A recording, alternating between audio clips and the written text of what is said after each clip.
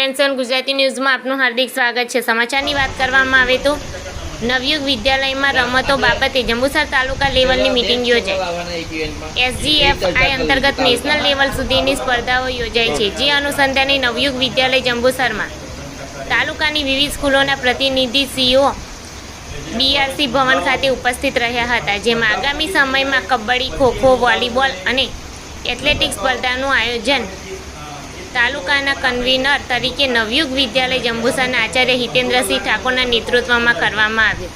ઉપસ્થિત સૌનું પુસ્તક આપી સ્વાગત કરવામાં આવ્યું હતું। આ સમગ્ર મીટિંગનું આયોજન નહાર હાઈસ્કૂલ પૂંજા મંદિરના શિક્ષક શ્રી રાજેશભાઈ ચૌધરી અને સારોદ સાર્વજનિક હાઈસ્કૂલના શિક્ષક શ્રી મહેશભાઈ વસાવાના માર્ગદર્શન હેઠળ કરવામાં આવ્યું।